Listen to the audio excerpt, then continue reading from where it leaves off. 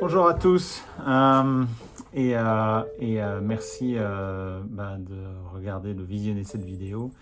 Donc, mon nom est Jérémy Kiska et donc je suis professeur à l'Université internationale de Floride, FIU, Florida International University. Et donc je suis d'origine française. Ça fait 10 ans que je suis en Floride et ça fait 3 ans que je suis donc professeur à l'université ici. Et je suis un écologiste marin et un biologiste de la conservation. Donc, ce qui m'intéresse essentiellement, c'est l'écologie, le comportement et la conservation des mammifères marins. Même si j'ai pu travailler sur d'autres espèces comme les tortues marines ou les élasmobranches. On m'a invité à donner, à présenter, à répondre à quelques questions en fait sur ben, pourquoi avoir choisi la recherche sur les mammifères marins et comment je suis arrivé là où je suis. Voilà, aujourd'hui, j'ai la chance d'avoir mon propre laboratoire et puis de travailler sur ces espèces. Je pense que c'est vraiment quelque chose que je considère comme étant un privilège. C'est vraiment pas évident. Et donc, du coup, je voulais vous donner quelques pistes et quelques conseils éventuellement pour tenter d'atteindre cet objectif. Euh, Ma première question auquel qu'on m'a posée, que vous découvrez maintenant, c'est pourquoi avoir choisi les mammifères marins. Je pense que c'est vraiment une question auquel il est un peu difficile de répondre parce que c'était vraiment à l'origine une passion vraiment d'enfant. J'ai toujours été attiré par les océans, notamment du fait mon père était plongeur et il m'a fait découvrir la mer, notamment la Méditerranée, la côte catalane espagnole. Donc j'ai toujours eu une passion pour les océans, en particulier pour les mammifères marins, notamment les cétacés.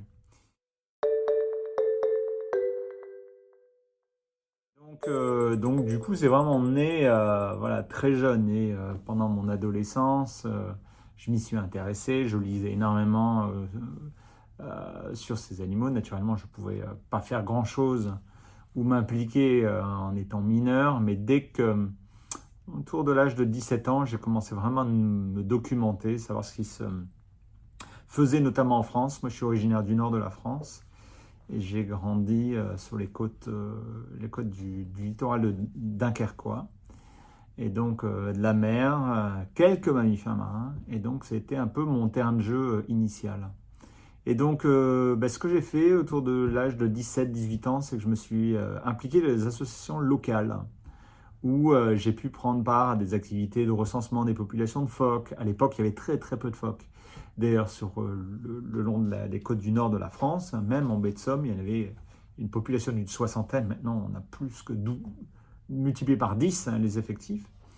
Je me suis impliqué donc dans différentes associations locales et aussi dans le réseau national d'échouage, coordonné à l'époque par le Centre de recherche sur les mammifères marins, qui est maintenant l'UMS Pélagis, ou l'Observatoire Pélagis. Et donc, j'ai pu donc être impliqué dans les échouages, apprendre sur les échouages, comment gérer ces échouages. J'ai pu faire des dissections de mammifères marins, intervenir sur des échouages sur le terrain. Et puis, donc au-delà des échouages, comme je le disais, m'impliquer dans les associations, réaliser des études associatives sur les populations de phoques, et puis également sur, à l'époque, le marsouin, qui était une espèce qui commençait à revenir le long des côtes du nord de la France. Et en étant en contact avec le réseau national échouage, j'ai pu vraiment rencontrer des gens du réseau et des acteurs de l'étude et de la conservation des mammifères marins en France. Ce qui m'a permis ensuite, au cours de mes études, notamment à partir du master, de faire mon premier stage vraiment. À l'époque, c'était la maîtrise, et puis ensuite le DEA, donc ce qui est aujourd'hui le master. Donc, c'était une vingtaine d'années, donc ça fait presque 20 ans, donc ça fait un peu longtemps. Ça fait un petit moment maintenant, et ça m'a vraiment permis de rentrer un petit peu dans le milieu via mes études universitaires. Et donc, j'ai eu fini mon Master 1, ensuite j'ai fait mon Master 2, toujours à La Rochelle. Je travaille sur les cétacés, la distribution en mer des cétacés dans le golfe du Gascogne, et puis ensuite travaille sur l'écologie alimentaire des grands plongeurs, notamment cachalot et baleine à bec. Donc j'ai fait pas mal d'estomacs de ces espèces. Et puis ensuite j'ai terminé donc, mon master, j'ai eu une chance extraordinaire, c'est de faire un stage à Mayotte. Donc c'était en 2003 et en 2004, j'ai été recruté comme un volontaire à l'aide civile là-bas pour coordonner l'Observatoire des mammifères marins. Donc, j'ai pris l'avion, j'ai toujours voulu travailler ces mammifères marins sous les tropiques. Et donc, j'ai eu cette opportunité extraordinaire. J'ai fait ça pendant 2 ans et puis ensuite, j'ai pu lancer mes propres projets. Donc c'est un petit peu ce qui m'a lancé dans le milieu des mammifères marins. J'ai eu ensuite l'opportunité d'inviter donc Vincent Ridou, qui était mon responsable de stage, en Master 1, Master 2. Je lui ai demandé d'être mon directeur de thèse. On a monté un projet de thèse sur l'écologie des dauphins tropicaux autour de l'île de Mayotte. Donc c'était vraiment ma piste de lancement. Et ça m'a vraiment... J'ai monté mes propres projets, donc j'ai appris ce que c'était que collecter ses propres données, monter ses propres projets, obtenir ses propres financements. Et ensuite, vraiment, grâce à ce que j'avais appris au cours de mes études, et puis notamment en Master 1 et en Master 2, j'ai pu vraiment appliquer ce que je connaissais, des connaissances théoriques que j'avais pu acquérir auparavant, et puis vraiment me lancer, notamment à travers une thèse. Je pense que, puis ensuite, après la thèse, les post-doctorats, etc. Et c'est vrai que après le doctorat, ce qui est quelque chose qui, je pense, est vraiment fondamental. Il faut être prêt à quitter le territoire français ou sa zone de confiance, sa zone de confort, pour vraiment avancer, parce que c'est tellement compétitif. Il est maintenant même difficile d'avoir une thèse, donc d'avoir un projet de thèse. Alors vous imaginez ensuite obtenir un travail, même si j'aime le rappeler quand même, il y a beaucoup de possibilités, mais si vous êtes ouvert au monde extérieur, parce qu'en France naturellement c'est un petit peu plus, c'est quand même assez limité.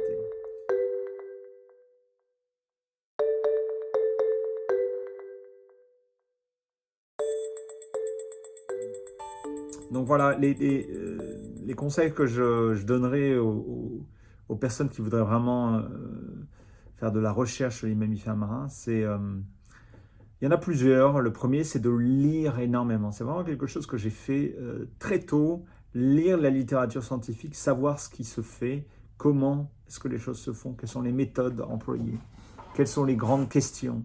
Et puis d'être curieux aussi. À l'origine, ce qui m'intéressait, c'était essentiellement l'écologie des communautés, et ensuite plus l'écologie comportementale.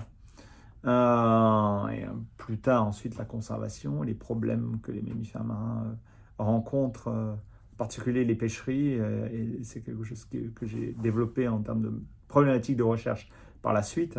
Mais voilà, c'est vraiment, ce qui est important, c'est lire et absorber la littérature, la théorie.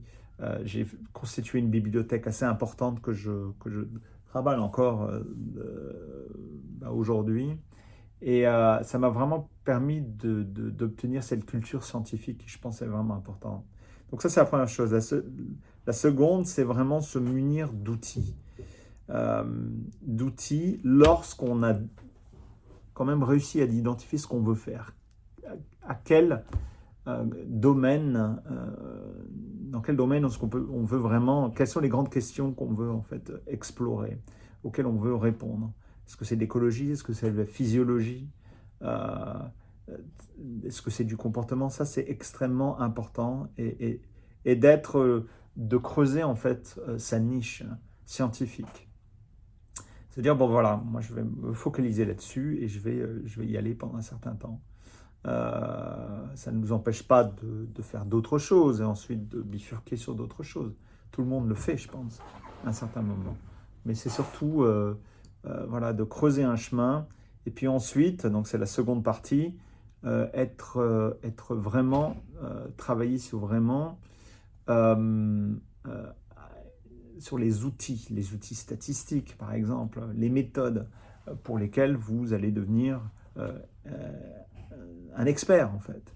Et donc du coup, rendre votre expertise, même au cours de vos études, plutôt à la fin de vos études, être en fait un maillon scientifique original, je ne sais pas si c'est le meilleur terme, mais en tout cas, vous rendre vraiment euh, intéressant sur le plan, voilà, lorsque vous allez essayer d'obtenir un poste par la suite, essayez vraiment d'être attractif, hein, si je peux dire. Donc, donc voilà, et ça peut être à travers une expertise en termes d'analyse, ça peut être sur des questions scientifiques particulières, ça peut être en acoustique ou impact du bruit sur les mammifères marins, et donc les méthodes que vous pourriez utiliser à cette occasion. Ah, voilà, c'est vraiment creuser votre niche scientifique, ça c'est extrêmement important. Donc, pour reprendre, ne pas avoir peur d'explorer, il faut vraiment explorer, explorer et être curieux et surtout ne pas s'enfermer géographiquement quelque part. Il faut vraiment, je pense que c'était la clé pour ma carrière, notamment la première partie de ma carrière, c'était vraiment d'être mobile et d'avoir cette soif d'explorer le monde et donc d'être en mesure de bouger. Euh, Quels sont les challenges? Honnêtement, il y en a toujours eu énormément. Euh, il faut être extrêmement persévérant. Lorsque des portes se referment, il faut avoir la force de pouvoir en pousser d'autres. Donc ça, c'est vraiment la clé du succès, j'ai envie de dire. Euh, être prêt à se battre pour réussir. Euh, voilà, c'est en gros les quelques petites idées. Donc je voulais vous partager avec vous mon parcours, mais aussi vous donner quelques idées pour réussir. Euh, voilà, si vous avez des questions, ben, n'hésitez surtout pas. J'ai toujours régulièrement des messages de compatriotes français qui me demandent des conseils, etc. Donc n'hésitez pas. Mon mail peut être trouvé facilement. Vous pouvez me retrouver sur les réseaux sociaux et je serai ravi de répondre à vos questions. Merci de m'avoir consacré un peu de votre temps et puis je vous souhaite bon courage et tous mes voeux de réussite vraiment si vous souhaitez travailler en mammalogie marine. À bientôt!